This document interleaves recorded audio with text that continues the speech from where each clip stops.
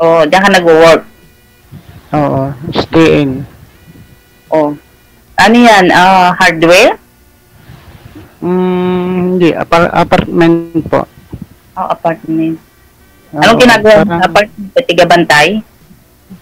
company guard po kami. Oh, God. Okay. Po. Uh, Matagal ka na riyan. ano na lang po, 6 months. Oh, bago lang. Bago lang, oo, bago lang. Tapos, uh, ilang taon ka na po? 49. 49. Okay. Ikaw? Hindi pa halata ah. Parang nasa ano pa lang 42 ah. Sana all. Sana all. 46 na rin ako. 46. Okay. Oo. May ano Bakit? po Nasaan ang asawa mo? sa abroad. Nasa abroad na rin eh. Oh, hiwalay kayo? Naghiwalay kayo? O magkalayo lang kayo dahil nasa abroad? Kahiwalay na. Magpa 5 years na po eh. Oh, bakit naman? Ano? Hindi Pwede mo na nagkaintindihan. hiwalay? Yung mga bagay na hindi kami nagkaintindihan. Oh. Yun. Marami yung hindi kami nagkakaintindihan eh. Matapang siya. Kaya yun. Mula nung nandun na siya, wala na. Wala na kaming communication sa isa't isa. Oh, nawala ang communication. Oo. Kayo po? Eh, kami naman ng ex ko, masyadong babaero yung sa akin. Babaero. Bayero. Patay tayo dyan. Pero gwapo siguro yung asawa niyo po.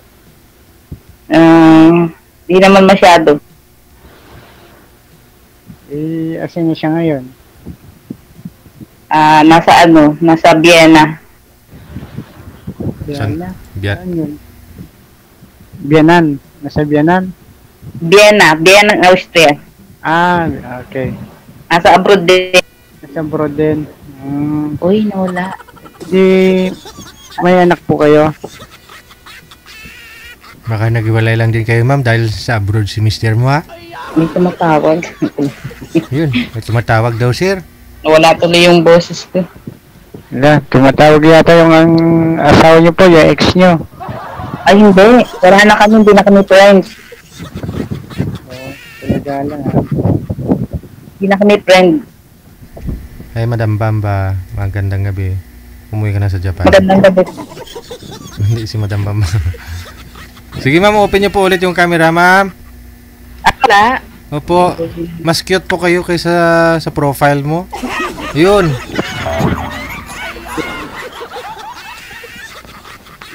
Ilan na po yung anak niyo po? Dalawa. Sabi tatlo kasi may adopted ako isa. May ibang anak niyo sa ibang ano? Hindi, adopted ko lang. Adopted. Okay. Malalaki na sila. Oo. Nasa Taiwan na. Wala ka na palang problema eh. Gagawa na ng bagong problema. Gagawa ng bagong problema.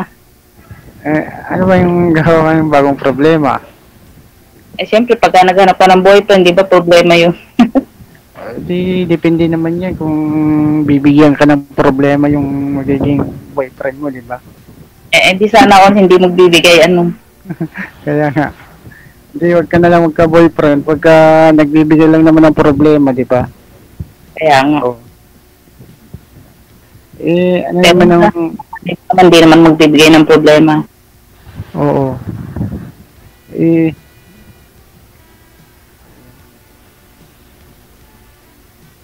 Ikaw ba kung sakasakali, di ka magbibigay ng problema?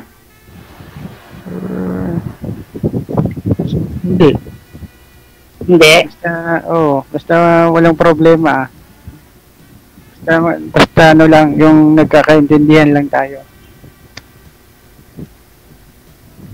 Ano, ang tawag yun?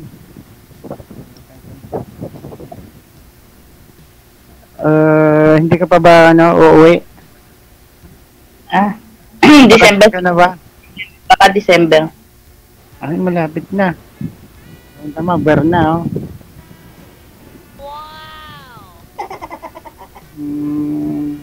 Pwede ba ako sa inyo magpasko? Pwede. Pwede to. May higaan naman, eh.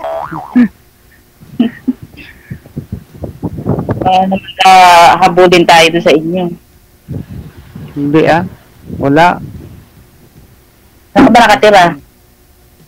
Dito pa rin ako, sa Maynila. Ibig sabihin, pag Pasko, hindi ka uuwi sa inyo, sa probinsya nyo. Mahirap yun. Baka January na ako uwi, eh. Mahirap pagka ganito, walang ano. Ayaw kami payagan yung may-ari. Oo, akala ko ayaw mo kung papuntahin lang sa inyo. Hindi. January ako uuwi, mga first week ng January. Oo.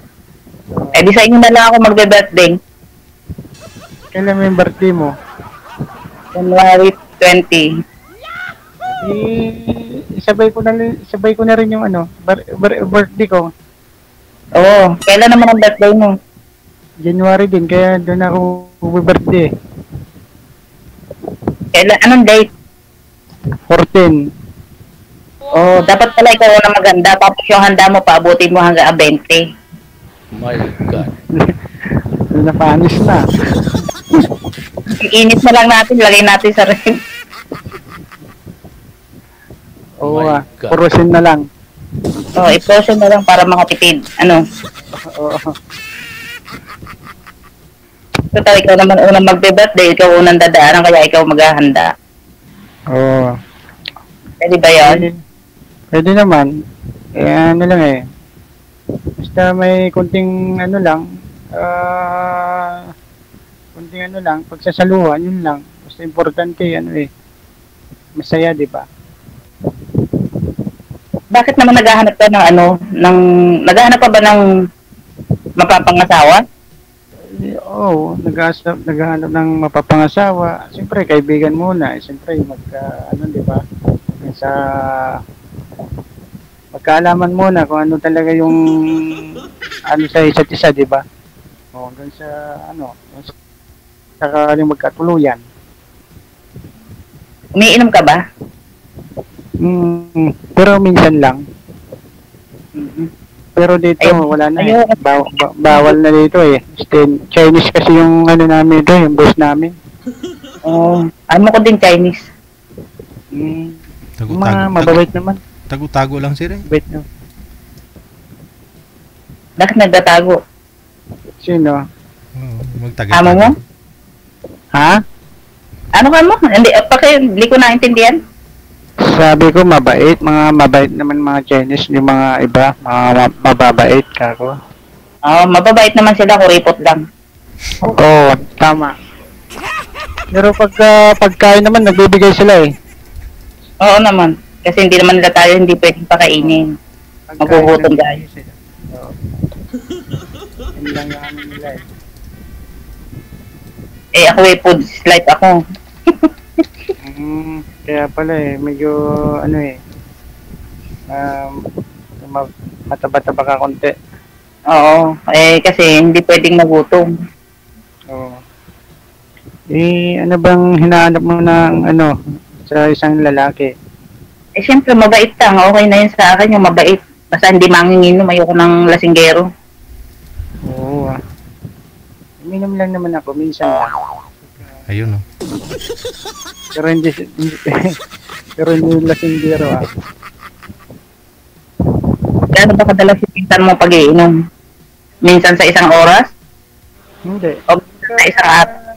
Ano lang, kung trip lang pagka nagsahod, pagka... Sir, isang bote lang. mahina po Isang boses. bote lang. Mahina po boses nyo, sir. Huwag nyo itatapat yung electric fan sa inyo para hindi po matanga yung yung boses mo.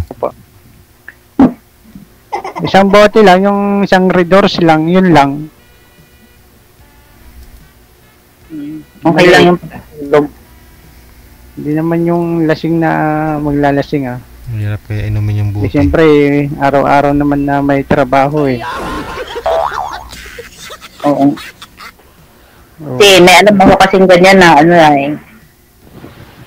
Alak is like din siya. Tapos hindi baling wag na makapagtrabaho basta mag-inom siya. Sino po yun, iba ma'am? iba na yun. Hindi na iniisip yung kinabukasan pag ganun. Hindi na. Basta ang iniisip niya kung paano siya makakainom ng alak. Yun lang. Kung hindi magtatrabaho, di wala rin pang inom, di ba? Nangungutang siya. Paano yan? Walang pangbayad. Pag may mga utang na siya, tsaka siya maghanap ng trabaho para may pambayad siya. Pag may pera na siya ulit, magiinom na siya ulit. Aday tayo dyan. Oo, totoo. May kilala akong ganun. Hirap yung kasi yung ganyan eh. Hindi ka rin papautangan kung wala kang trabaho eh. Ako na yun. Ayoko na, kaya tinatanong na kita kung manginginom ka. Kasi ayoko na umiinom. May inom ako yung tubig. Oo, pareho tayo. Yun lang naman eh. Minsan lang, di naman ako nangigralyo eh. Oo, isa pa yan. Buti sinabi mo. Hindi ako nagsisigarilyo. Baka naman pwede na. Pag di ka nagiinom, di ka naninigarilyo, pwede na. Pwede na. pwede na mangligaw. Kasal na kagad. Oo, Sir DJ. Paano ba yan? Ay malakas akong kumain, kaya ba ang pakainin?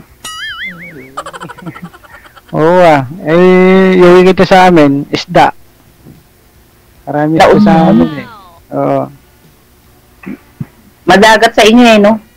Tabing dagat. Maganda ron, pwedeng magsisiran. Oo magsisiran ng ano. Pwedeng maligo. Maghuli ng isda, di ba? Sisisiran yung isda. Ay, abaw. Oo.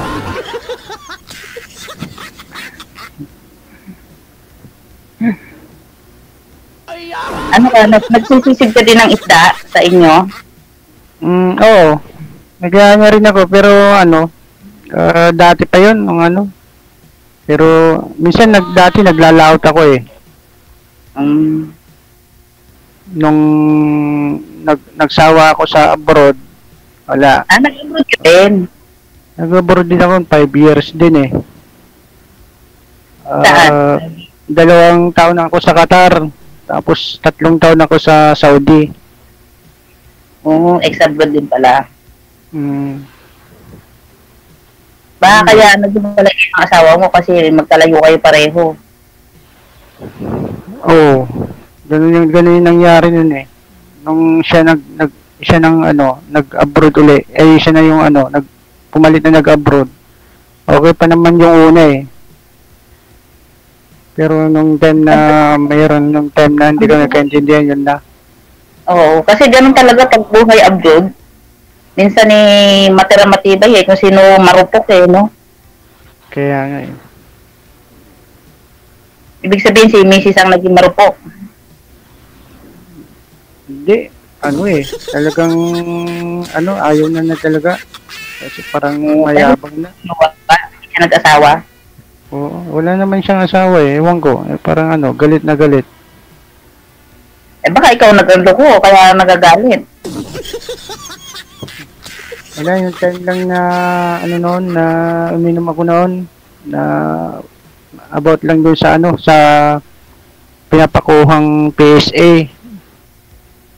Tapos yung tawag niya, hindi ko nasagot, kasi nga nagdadrive ako ng motor.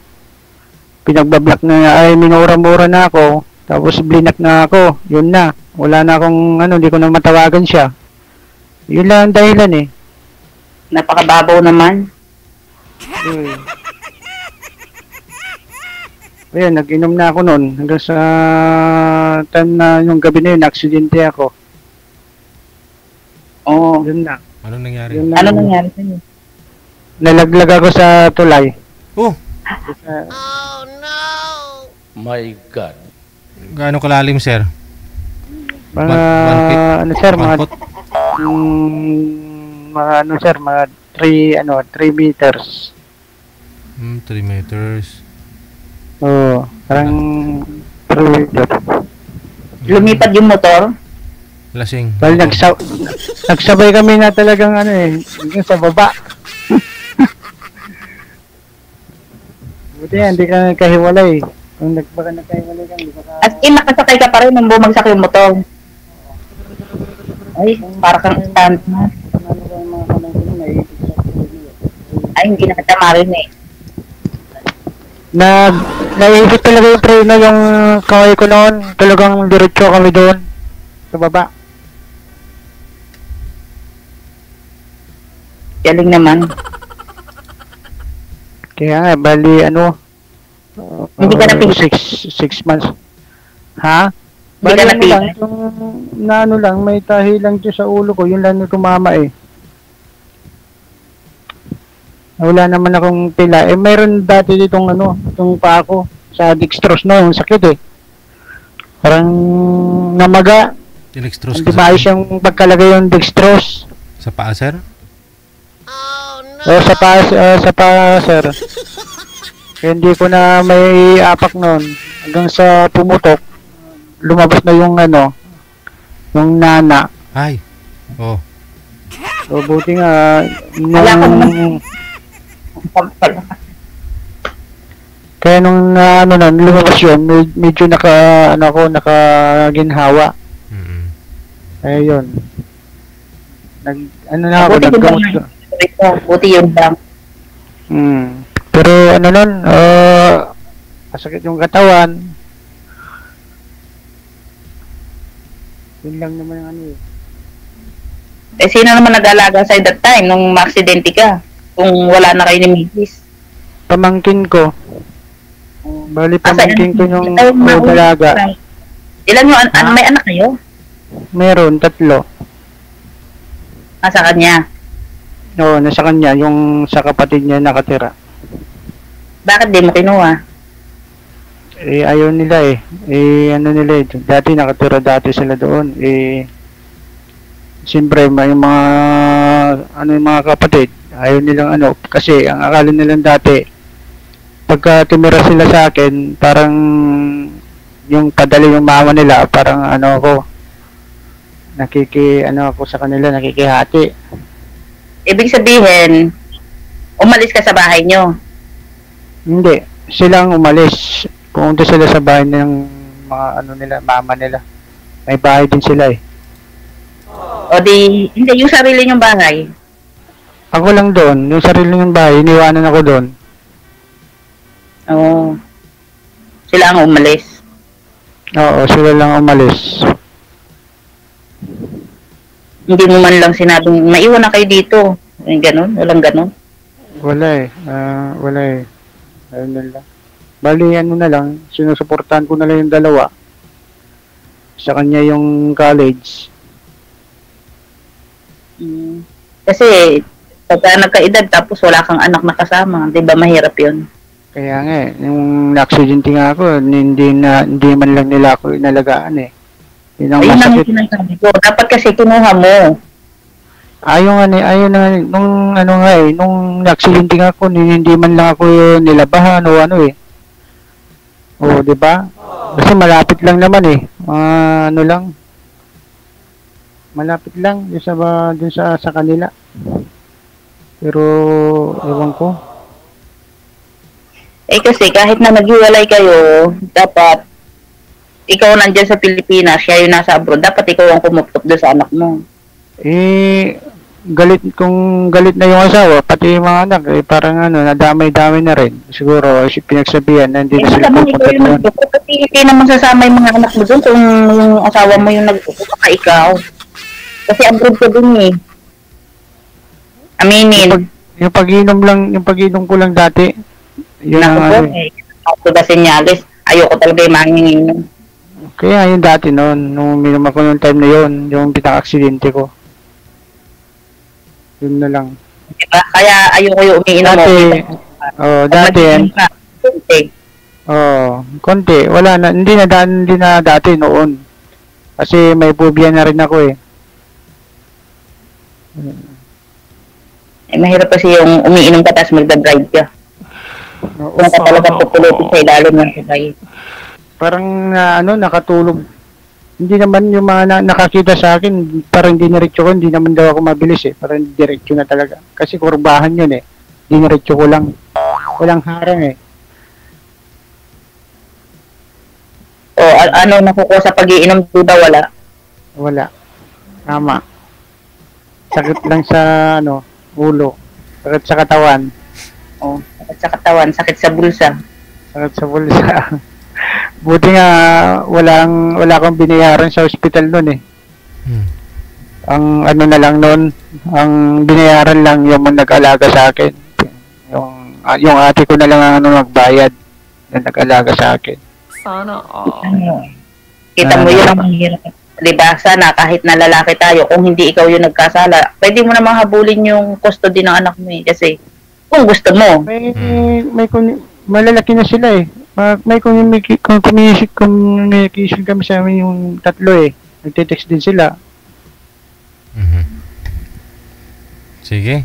Ano po medyo overtime na po tayo. Connected na po kayo sa isa't isa. Tuloy-tuloy lang ang usapan. Maraming salamat. Thank you po, Sir DJ. Thank you po.